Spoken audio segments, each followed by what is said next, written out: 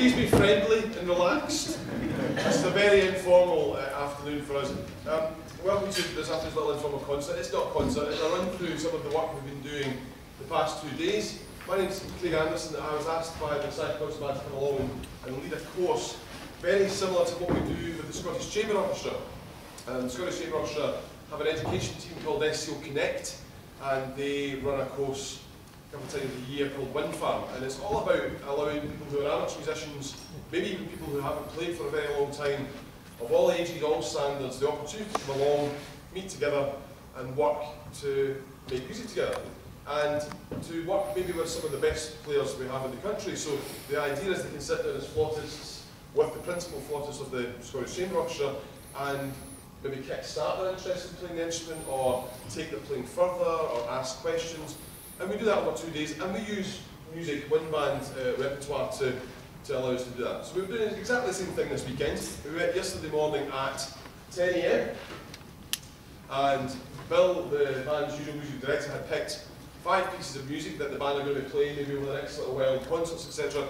So we're going to use those pieces. So we sight read through 5 pieces of music yesterday morning. That was an interesting experience, wasn't it? So sight reading is always the hardest thing to do. We have a sight reading session for an hour, had a little break, and then we went off into rooms up the corridor there with all the tutors and started to break the music down. We picked 3 pieces for this afternoon. The 5 pieces we read through were a piece called Cyclone, a piece called Fugue, which I'll just it's a private joke, but we'll let you in a second. There's a piece called October Farewell, and those 3 pieces we'll play for you this afternoon. There's 2 other pieces which we didn't really work on too much, which will come up in the band's repertoire later on. Cowboy Christmas, we thought was a little bit early for you, in November, and the other piece is How to Train Your Dragon, which is music from the Disney film, which is great. Is it a Disney film? It is a Disney film. So we put into the side and picked 3 for you. The first piece we're going to play for you is a piece called Cyclone. This is by Michael Orr. There's an awful lot of very innovative music being written in the United States, simply because the United States have a massive wind band, concert band set up. They have festivals and contests, and it's a massive thing. And also in American schools, they tend to have this type of instrumentation in the classroom. As you arrive in your kind of a junior high years, they will test a whole class of 35 kids and allocate every single child, whether they want to or not, they'll allocate them all an instrument, and they work from a beginner's book and work as a class together through. So there's so much literature. So this is one of these types of pieces. The piece it's got a program note, so I'll give you an idea of what this piece is about. The power and intensity of our ever-changing marine environment is portrayed in Cyclone, written for young bands. Cyclone incorporates a simple melodic motif along with syncopated rhythmic energy to depict the power of nature's most violent storms. Opening with a calm yet foreboding introduction, the work quickly transforms as the storm draws near. Thundering bass drum rolls, driving rhythmic and melodic ostinatos, and dynamic and textural contrasts propel the piece towards a bold and exciting conclusion. So this is what we were faced with yesterday morning. That was 1 day ago, and we've tried to work on that through the course of the weekend. So we're going to try and play through Cyclone for you. Please bear in mind this has been a couple of days rehearsals, but I'm sure you enjoy what you hear. The band have come up so much since yesterday morning. It's been a really good pleasure to work with them. So here we go, Cyclone by Michael Orr.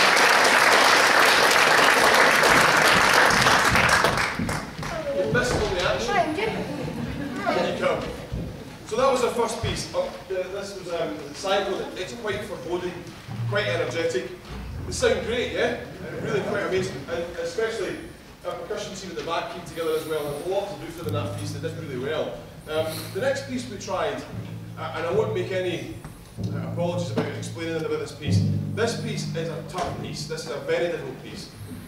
In our experience in wind band orchestral playing, it's often the notes that cause the problems, the fast notes, you know, the semiquavers and all the technical difficulties. And that's true. You have to break things down and work at it, and especially on a short weekend like this, if you've got lots of technical challenges, you spend the whole weekend just trying to get the fingers around all these fast notes. I decided that we would try to, when Bill and I first spoke, we discussed having music that wasn't so difficult like that, but we did want maybe a slow number that would be challenging in a different way.